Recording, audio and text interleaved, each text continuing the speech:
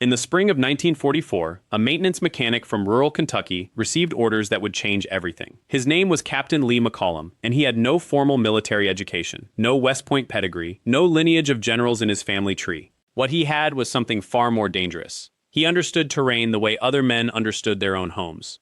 The history books will tell you that great battles are won by Harvard-educated strategists and Pentagon planners.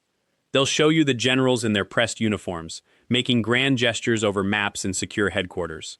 But they won't tell you about the men who actually saved those strategies from catastrophe, the overlooked officers who turned impossible ground into fortresses, who read a landscape like a book written in stone and water and ancient trees.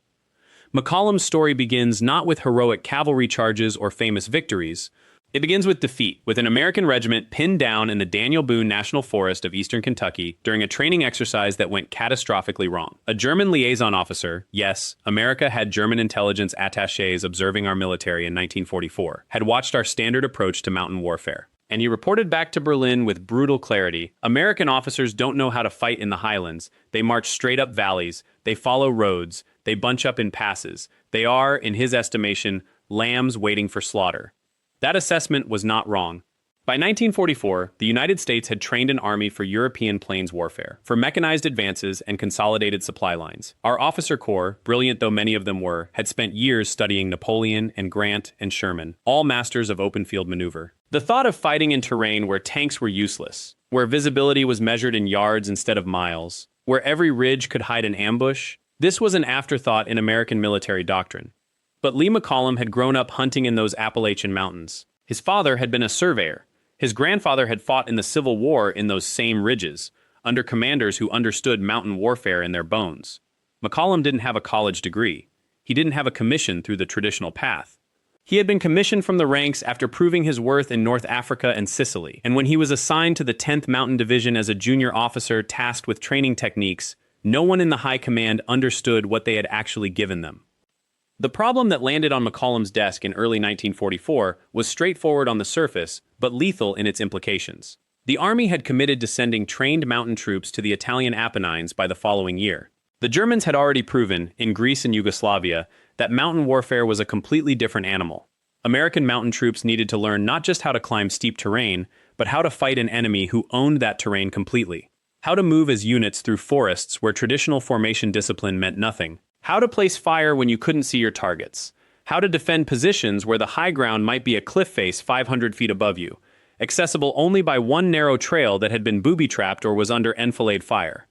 McCollum was not asked to solve this problem.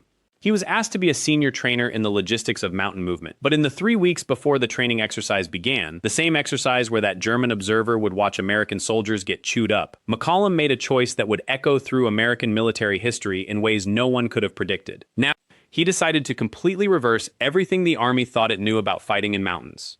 Instead of teaching men to move through valleys and follow trails, he would teach them to avoid valleys entirely.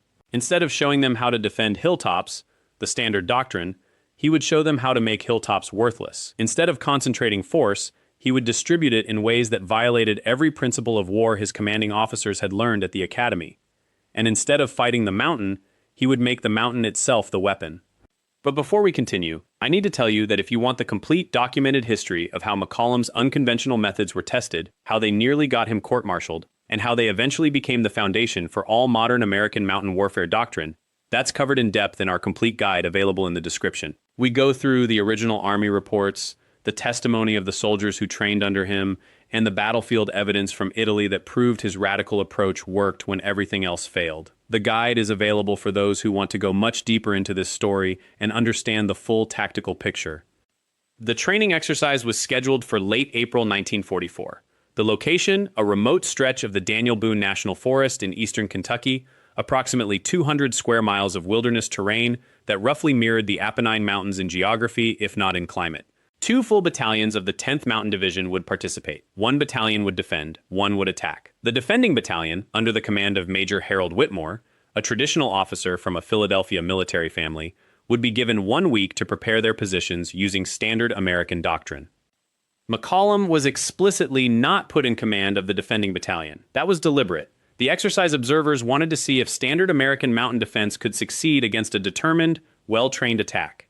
McCollum's role was listed as training observer, essentially a witness who would watch and take notes. But in the 3 days before the exercise began, McCollum managed to spend exactly one afternoon with Whitmore and the defending battalion's senior NCOs, arguing for a different approach to their defensive positions. "You're putting men where they shouldn't be," McCollum reportedly said. "You're giving them the obvious high ground because that's what every officer learns at the academy. But you're also giving the enemy a clear target, a predictable enemy. And in mountains, the army that acts predictably dies." Whitmore rejected the suggestions, politely but firmly. He was a professional officer with 15 years of service.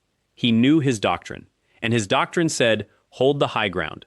It was the first principle of warfare in any terrain, and it was not wrong in general. But it was catastrophically wrong for what was about to happen. The attacking battalion, under the command of Major Frank Childers, a younger, more innovative officer who had worked with McCollum in North Africa, launched their assault on the morning of April 28th. And they did something that shocked every observer present. They didn't attack the hilltops at all. Instead, they moved through the thick forests on the lower slopes, avoiding the obvious approach routes that Whitmore had anticipated. They used terrain masking and concealment to move laterally until they were positioned directly in the saddles between ridges, the exact positions that McCollum had suggested placing defenders. And from those saddles, they could create devastating crossfire against any position on the ridgetops. The defending force, concentrated on the ridgelines as doctrine demanded, found themselves completely exposed. They couldn't come down to fight, because leaving the high ground was tactically suicidal.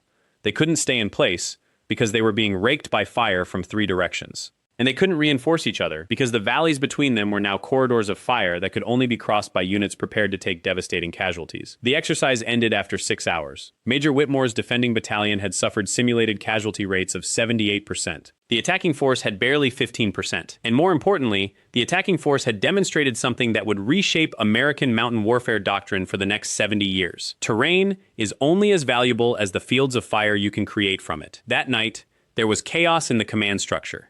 Whitmore was humiliated, his superiors were shocked, and there was immediate pressure to determine what had gone wrong with the exercise design, because there was no way that a defending force, properly deployed according to established doctrine, should have lost so catastrophically.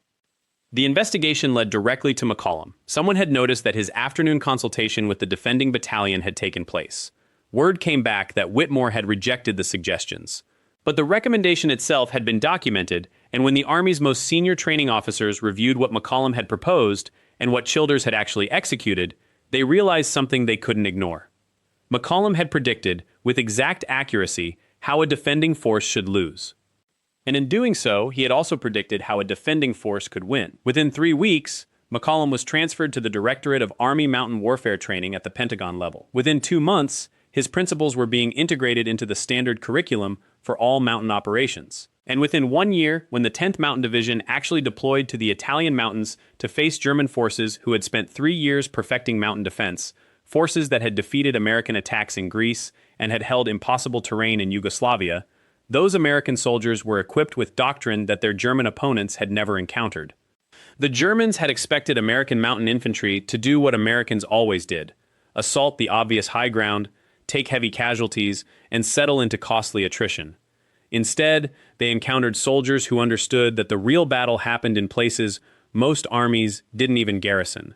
Who knew how to move through terrain without being seen? Who understood that in mountains, victory didn't come from holding the highest point.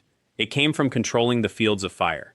The casualty differential was extraordinary. American losses in the Italian mountains were significantly lower than military planners had predicted. German losses were significantly higher. And the breakthrough that American mountain forces accomplished in the spring of 1945 was directly attributable to a doctrine that had not existed 2 years earlier, created by a man who was never supposed to be creating doctrine at all. But here is what makes this story unlike the Roman general luring legions into swamps, or the medieval peasant revolutionary using terrain against professional armies. McCollum's genius was not about trickery, it was not about lower classes outsmarting aristocratic officers.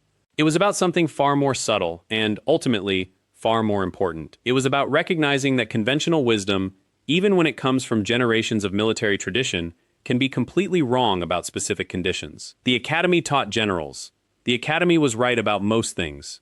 But the Academy had never been designed to teach mountain warfare to young men who would be fighting in the 20th century against opponents who had already perfected it. And what McCollum understood, viscerally, from his own childhood in Appalachian terrain, was that the mountain itself was not a static battlefield.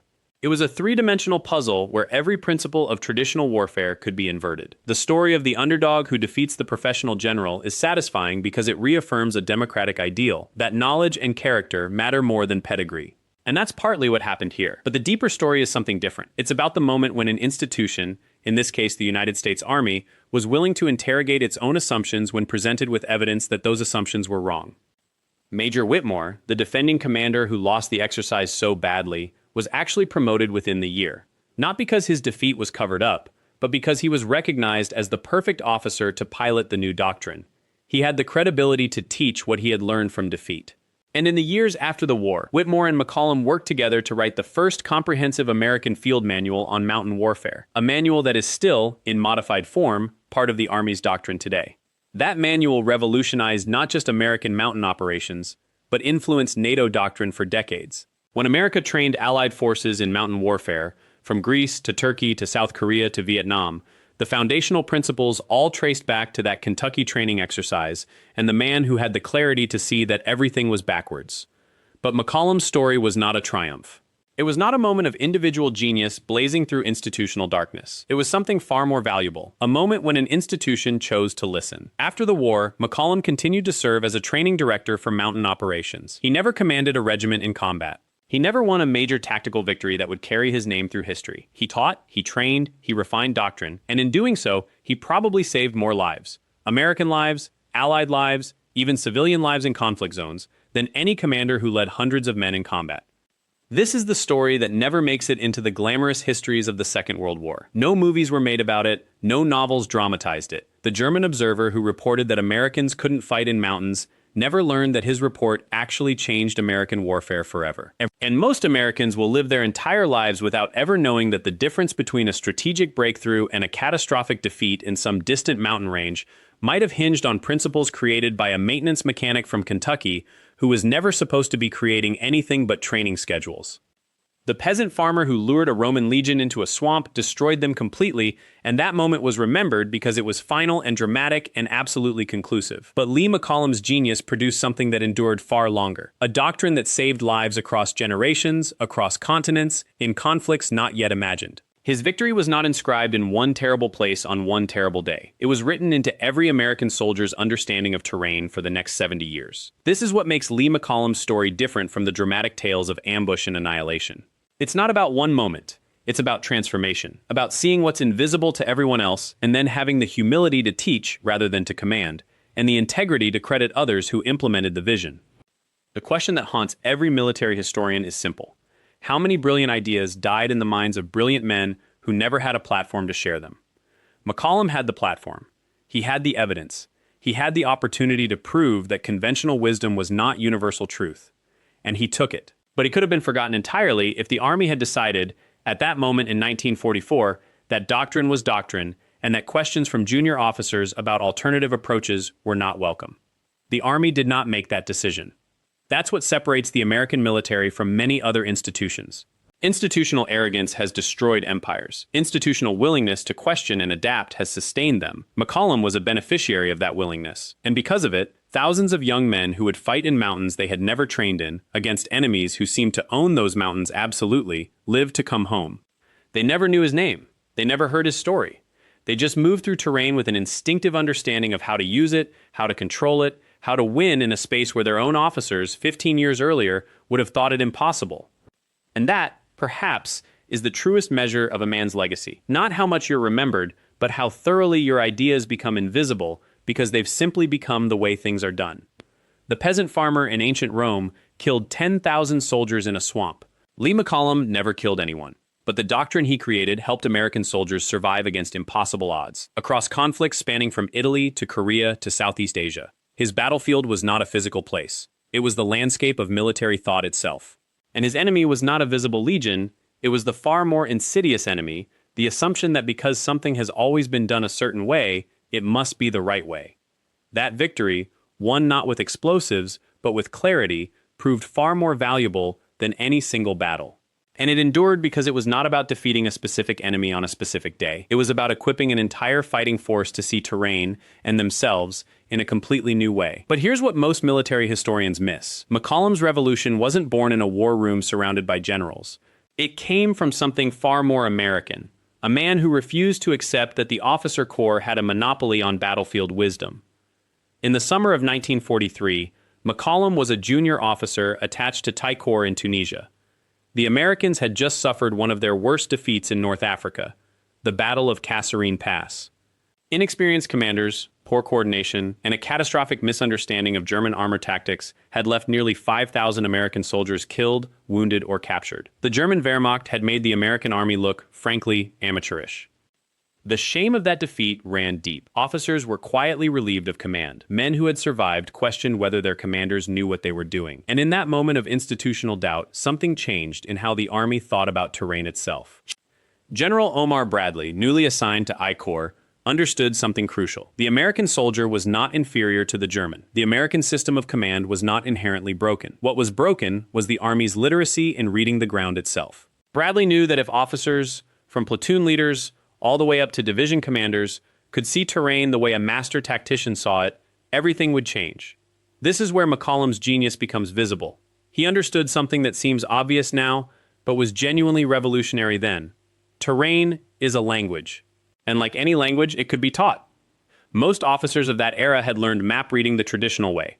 You studied the symbol system, you learned that blue lines meant water, and brown contours meant elevation, and you memorized a set of mechanical rules. But McCollum's approach was different. He began asking a question that changed everything. What does this terrain want to happen? By autumn of 1943, McCollum had developed what he called terrain appreciation, a method for reading ground that treated a topographic map not as a collection of symbols to memorize, but as a narrative. Every hill told a story. Every draw suggested a solution. Every field of fire spoke a language about what could survive there and what would die. He began teaching it to officers. Not in lectures, McCollum understood that officers of his era were not going to sit through abstract theory. Instead, he took them to ground. He walked them across actual terrain and asked them to explain what they saw. Not what the map said, what they saw. What their eyes told them about fields of fire, about lines of sight, about places where an enemy could hide and places where an enemy could be killed. The results were almost immediate. Units that had been trained in McCollum's method began moving differently across North Africa. They began choosing ground more intelligently. They began understanding why the Germans had defeated them at Kasserine Pass, not because the Germans were better soldiers, but because the Germans had read the terrain correctly and the Americans had not. By early 1944, when Second Corps was preparing for the invasion of Sicily, McCollum's methods had become doctrine. Officers at every level, from platoon sergeants to division commanders, were thinking about terrain the way he had taught them to think about it. They were asking the questions he had embedded in their consciousness. Where will the enemy fight? Where can we attack without being exposed? What does this ground demand from us? The invasion of Sicily proved the concept. American units that had been routed at Kasserine Pass now moved with precision. They read terrain as they crossed it. They understood intuitively why certain positions could be held and certain positions could not. The learning from defeat had been transformed into doctrine before the next major battle arrived.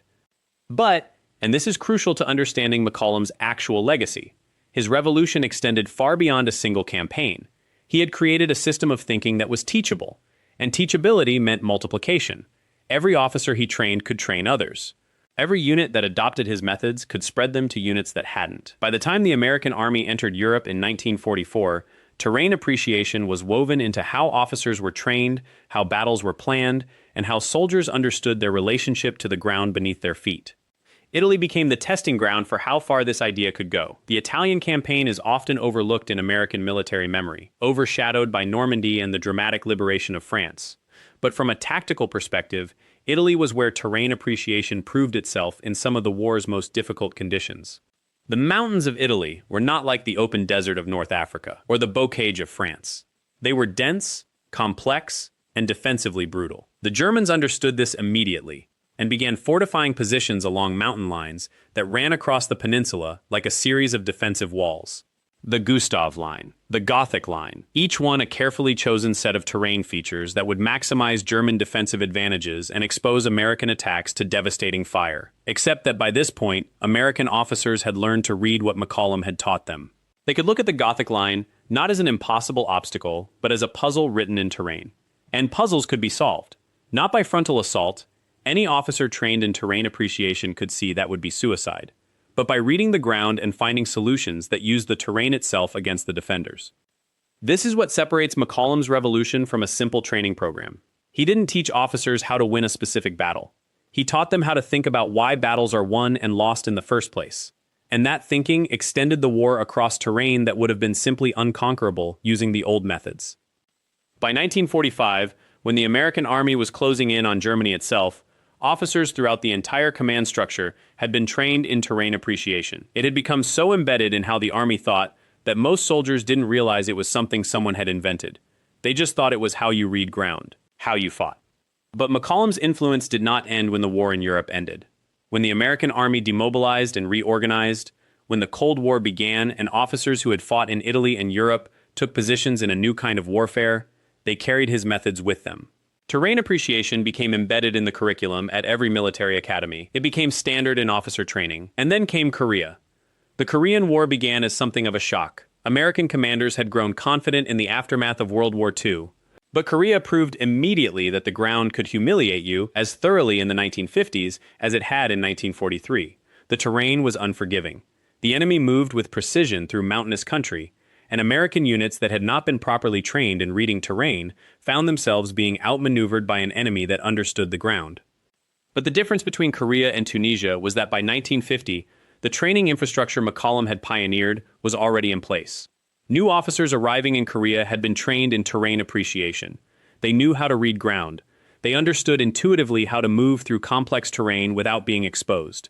And though Korea was a difficult war in many ways, American soldiers' ability to navigate and fight in mountainous terrain was not one of its failures.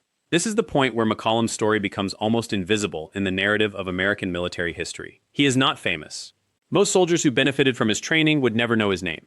Most history books that discuss American tactics in World War II and Korea do not mention him specifically, but his influence is woven so thoroughly into how the American army thinks about terrain that it's impossible to separate the institution from his contribution. What McCollum had done was something that few military theorists accomplish in a lifetime. He had fundamentally altered how an entire institution perceives its relationship with the physical world. Before him, terrain was an obstacle to be overcome or avoided. After him, terrain became an asset to be understood, mastered, and weaponized. That shift in thinking, from reactive to proactive, from fearful to confident, saved lives in ways that cannot be measured in casualty statistics alone. By the time the Korean War reached its stalemate phase in 1952 and 1953, American infantry units operating in the mountains were doing something their predecessors in Europe would have found almost miraculous. They were holding positions in terrain so steep and exposed that conventional military doctrine would have deemed them indefensible. They were moving at night through darkness so complete that a man could not see his own hand, yet maintaining unit cohesion and tactical discipline. They were setting ambushes on ridgelines where a single mistake would mean a fall into darkness, where vertigo and fear could be as deadly as enemy fire. These were not accidents of courage. These were the fruits of systematic training, of a philosophy that had been embedded into the Army's institutional memory. McCollum's work had created soldiers who understood their terrain so thoroughly that they could operate in it as if it were an extension of their own bodies. A soldier who had been trained in McCollum's methods didn't simply climb a mountain. He read the mountain. He understood its angles, its weaknesses, the ways wind would move, where an enemy might be forced to expose himself, where cover could be found. The historical tragedy of McCollum's legacy is not that it was unimportant. It is that it was so successful, so thoroughly woven into the fabric of American military practice, that it became invisible. When a young private in 1951 moved confidently up a Korean mountain in the darkness, he did not know that he was the inheritor of McCollum's vision. His sergeant did not credit McCollum. The officers who planned the operation did not cite him. But the young private's survival, the fact that he reached his objective, held it against attack, and came down alive, was McCollum's work made flesh. There is a particular kind of invisibility that comes to those who change systems rather than events. A general who wins a famous victory becomes a household name. A soldier who performs an act of extraordinary courage in a single moment might be awarded a medal, might be remembered. But a man who spends his life quietly, methodically, teaching other men how to think, how to see terrain not as an enemy but as an ally, that man often fades into obscurity. His students do not remember him by name. His students' students know nothing of him. Yet his presence is felt in every decision they make, every foothold they choose, every position they hold. By the late 1950s, after Korea had ended in an armistice that was really a frozen stalemate, McCollum's methods had already begun to influence American military thinking in other theaters. The Army's doctrine manuals, updated and revised, carried fingerprints of his philosophy. Officers who had trained under him were now teaching others. A second generation of American soldiers was being shaped by principles that McCollum had first articulated decades earlier. And as the Cold War deepened, as the Army's attention began to turn toward other possible conflicts in other difficult terrain, those principles would prove invaluable. What few realized at the time was that McCollum's work had implications far beyond the Korean peninsula. The principles he had developed for understanding mountainous terrain could be adapted to jungle, to swamp, to any terrain where conventional military thinking had failed. And by the early 1960s, as American military advisors began to increase their presence in a small country called Vietnam, those principles would be needed more urgently than ever before. But McCollum himself was already fading from active service. He had done his life's work. He had trained the men who would train the men who would fight in places he would never see. He had created a philosophical framework for understanding the relationship between soldier and terrain that would outlive him by decades. And like so many of the men who make these kinds of contributions, the men who build systems rather than monuments, he would spend his later years watching from a distance as others reap the benefits of his labor. There is a tendency in American military history to celebrate the dramatic and the visible. We remember the generals who commanded armies, the soldiers who charged into machine gun fire, the pilots who shot down enemy aircraft. These men deserve to be remembered. Their sacrifices are real, and their courage is genuine. But we often forget the quieter heroism, the man who sits in a classroom and teaches other men how to think, how to see, how to survive. That man is just as much a hero as any soldier who has ever fought, and in many cases, his impact is far greater. McCollum lived to see the Vietnam War begin, though he was no longer in active service when it started. The war that would test American military doctrine more thoroughly and more painfully than any conflict since the Civil War would be fought, in large part, by men whose understanding of terrain had been shaped by his teachings, even if they did not know his name. They would move through jungles with a confidence born of training. They would hold positions in impossible terrain. They would navigate by instinct and by principle, and McCollum's fingerprints would be on all of it. The story of how one man's ideas became embedded so thoroughly into an institution that they shaped the decisions and actions of hundreds of thousands of soldiers across decades is not a story that gets told often in American military history. We prefer narratives of great battles and great commanders. We are drawn to moments of drama and clarity, but the truth is that the foundation of American military excellence, when it has existed, has often been built by men like McCollum. Men who understood that the ground beneath a soldier's feet is not simply geography, it is destiny. It is the difference between life and death. It is the canvas on which all other military virtues must be painted. McCollum's final years were lived in relative obscurity. He died in 1968, at an age when many of his students were still actively serving, still teaching, still spreading the gospel of terrain literacy that he had first preached.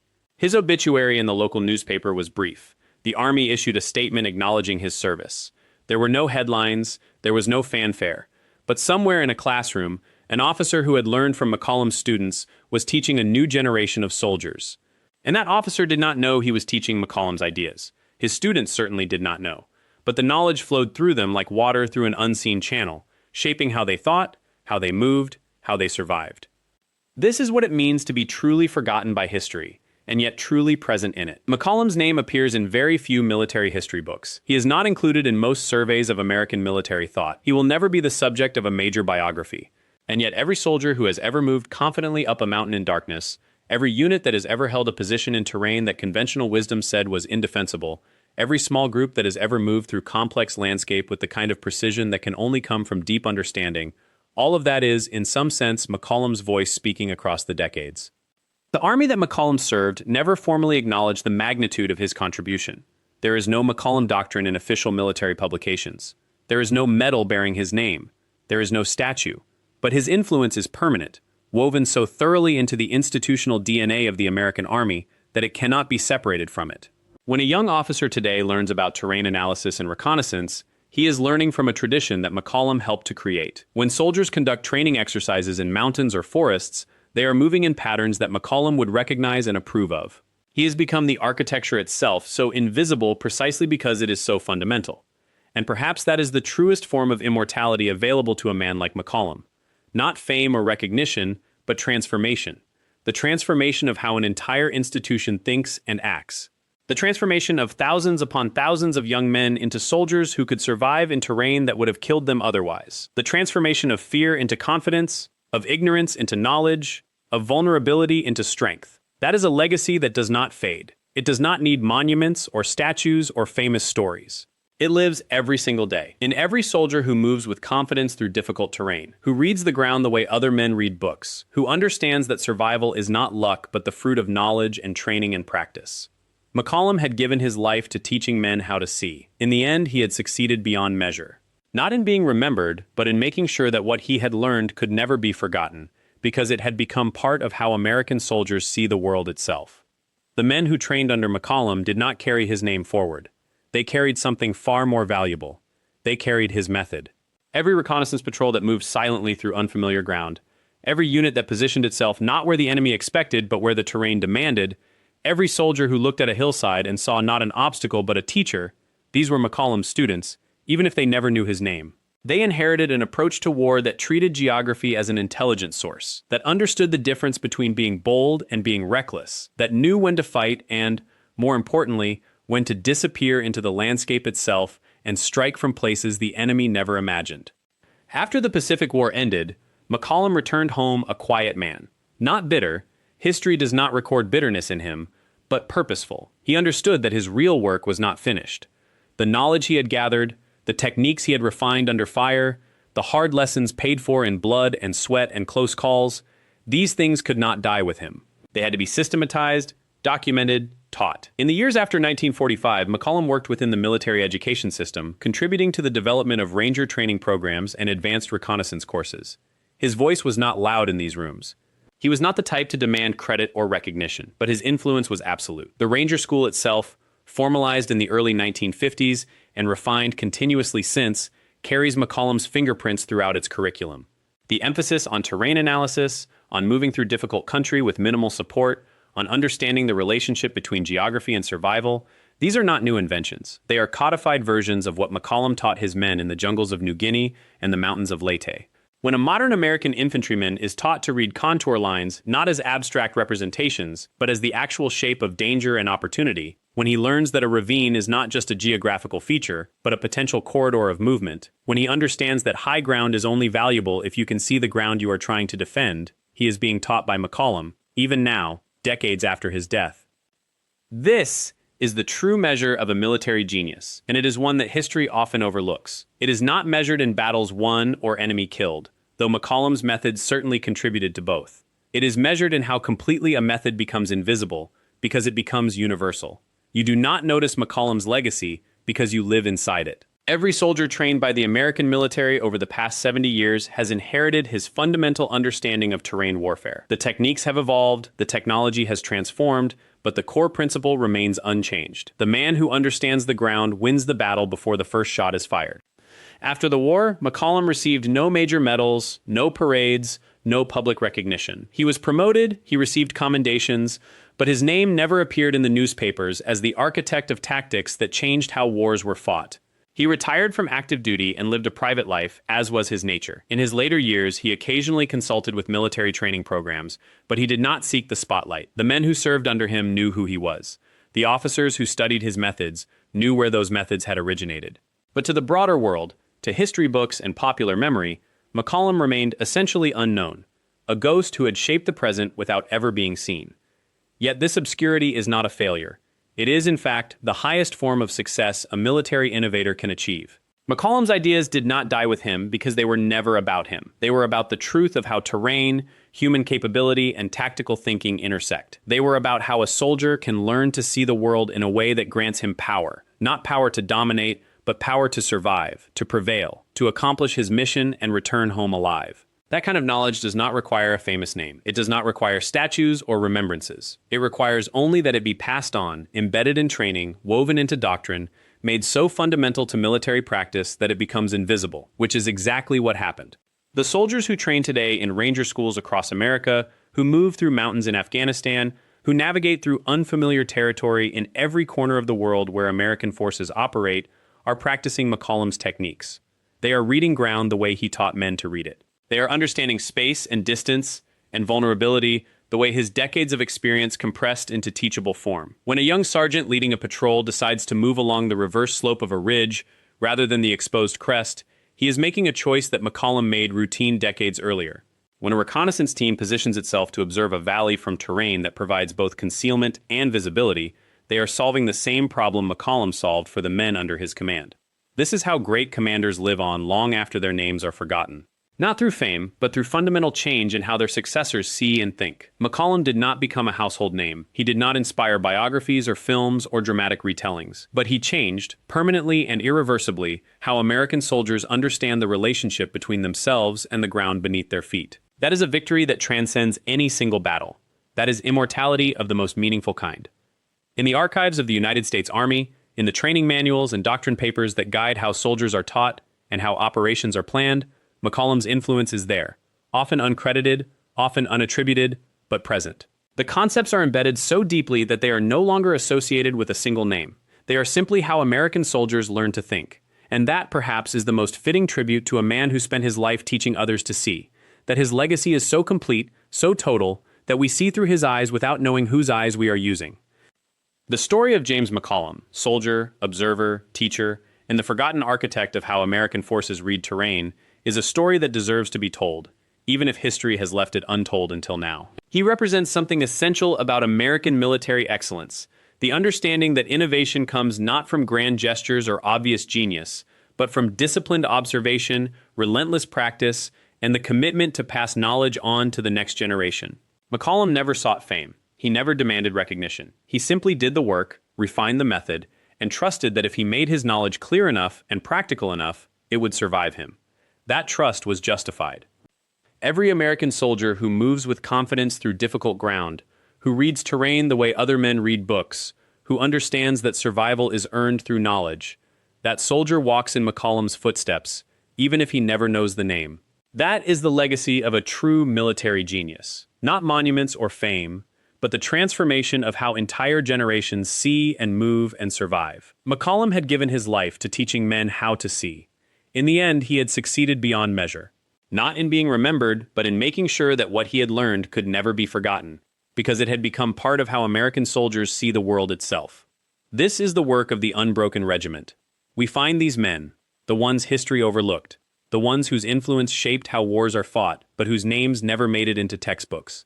If you want the complete, in-depth guide to McCollum's tactical innovations and how they became the foundation of modern American reconnaissance doctrine, we've compiled it all in our detailed ebook, available in the description and pinned comment below. It's the kind of deep dive that takes you inside the mind of a man who changed how an entire generation learned to see. Thank you for watching. Subscribe to Unbroken Regiment so you never miss the stories of the forgotten heroes who shaped American military history. Men whose names may have faded, but whose legacies live on in every soldier who moves with purpose across difficult ground. Hit like, activate the notification bell, and join us next time as we uncover another forgotten commander, another overlooked battle, another untold story of courage and tactical mastery that changed the course of American war.